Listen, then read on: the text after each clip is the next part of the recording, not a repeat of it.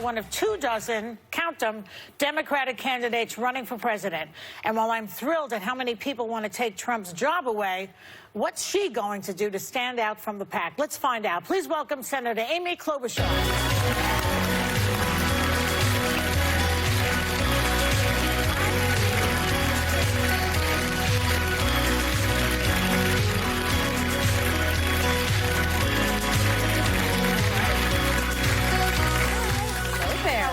I'm very good. You look I nice. love the audience. Yes. Great. So, Senator, we've been talking all week about the Alabama abortion ban that was signed into law on Wednesday. There seems to be a big push all of a sudden in many parts of the country to get their strict abortion laws on the books.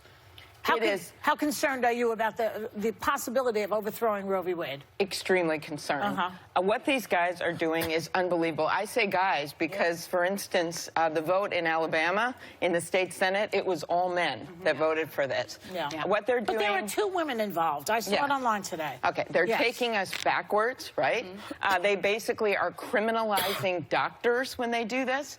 And anyone that's surprised about this should look at what Donald Trump said during the campaign. When he was running back for president, he actually said that women should be punished in a town hall meeting. And then he said doctors should face consequences, criminal consequences. So I want to be clear that this was a movement that he started, and that's why this 2020 election is so important, because you look at the assault on women's health. It is everything from taking away the right to choose, to defunding Planned Parenthood, to taking away the Affordable Care Act, which would mean you could be thrown off your insurance for a pre-existing condition. Well, if a child, so this is a part of an entire pattern. If a child is raped, an 11-year-old child is raped, a doctor could go to jail for 99 years, which is longer than the rapist will get. Just let that sink in for a second. That's what we're talking about. Because there's no exceptions for rape or incest in that Alabama bill. Even Pat Robertson said they went too far with that. Yeah. And what's really interesting about this, whether you're pro-life, pro-choice, we actually saw a decrease in abortions over the last, say, 10 years during the Obama time period. And that's good. Everyone would agree on that. Why? Because we had contraceptions more available, because we funded Planned Parenthood. And so the irony of what they're doing and the tragedy of what they're doing is while they're taking away the women's right to choose, they're also trying to take away their right to get contraception. Could I just ask a follow-up question on this? For me, I hear what you're saying, but I also know that Democrats look like they've gone very extreme on this issue, and I think it's gone from the party of safe, legal, and rare to having a conversation about late-term abortion up until birth with the Ralph Northam controversy. Are you for what he said, or late-term abortion, or the moments that he was talking about where you would keep a woman comfortable after she was giving birth in case she wanted to abort her third-term child? I don't know all his comments, but what I do know is that I am for a woman having the right to make a choice about her own body. But the conversation is about, but you're for late-term abortion. Yeah. Third-term abortion. But here's the deal, that's not what we're talking about here. That is so rare. And it's only when the child is going to be in trouble. But this is a cultural conversation that's happening everywhere, and you're running for president. Because it's based on a lie. But right now, let's be honest, the real cultural conversation is what they're doing in Alabama and Georgia and in Missouri. They're actually taking away a woman's right to decide at all. It's a cultural conversation about third term as well. But it's based on a lie. It's not true. It's not based on a lie. Yes, it is. I don't think it should be that hard to say I'm not for late-term abortion in the third term. I don't think it should be that controversial. It's never done because the woman wants to abort the baby. It's done for health reasons. I think that argument has been debunked, actually. Yeah. Well, I think if anything... It has not. It has not. You know, I think there's a problem, though, for me, trying to fit everything into this label of either pro-choice or pro-life. Like I said the other day, I think it's a lot more nuanced because, for example, is taking the Plan B thing, something that is against life, is having an exemption for an 11-year-old girl who is raped and gets pregnant, being... you know, not being pro-life. Well, I mean, it's not, to me, it's not as black and white, and I think we need to be less... abortion's pretty black and white. Do you believe in third-term abortion or not?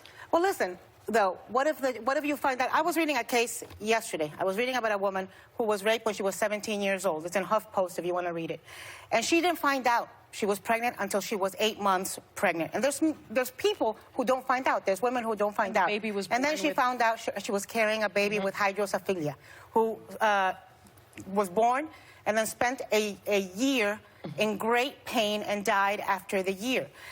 It's not my choice to make. 50% of the population is pro-life. But that's not my 50% is choice pro-choice. to make. Okay, for her. Honestly, I'm more just interested to in be very clear, Yeah. 70. Thank you. You're welcome.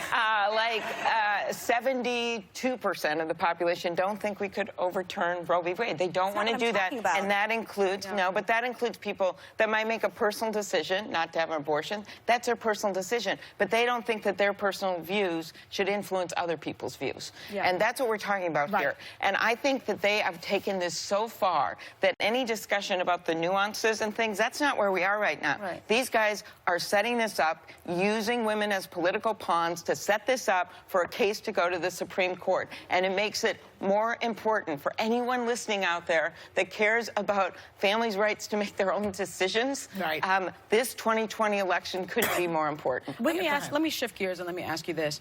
This week, both Elizabeth Warren and Kamala Harris rejected offers to do town halls on Fox News, and you just did one last week. In Milwaukee. Yeah, and my understanding is you got twice the number of viewers as you got when you did a town hall on CNN.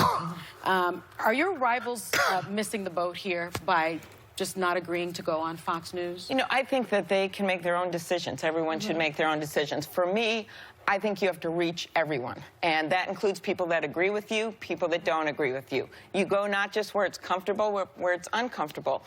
When I have been running in Minnesota, I go to every county every year. I've done that for the past decade. It's 87 of them. And I go to meet with people that have been Republicans for a long time. I think we need that spirit in the White House right now. You need someone that will represent not just the people that don't vote for you, but the people that vote for you. You have to have someone that's willing to unite the country when a president wakes up every morning and tweets about how to divide us. Some people in the, I agree with you, and I hope that's what we get to.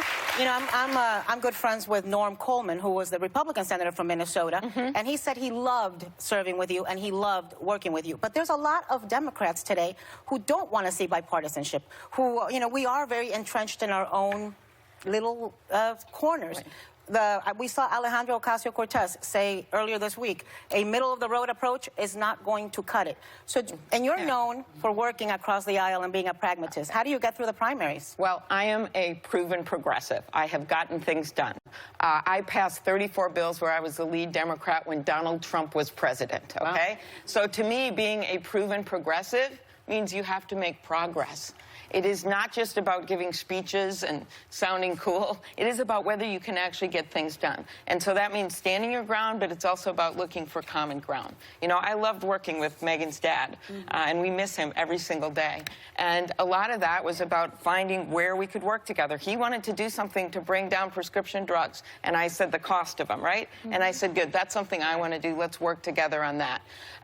He cared about working with our allies around the world, and one of the last trips I took with him was to Ukraine, where we stood with widows of soldiers that had been killed by Russian snipers. We did that because he wanted to make the case after Donald Trump got elected that you stand with your allies. So if you can find partners to work with, things like that, I think it's worth it. Where are they?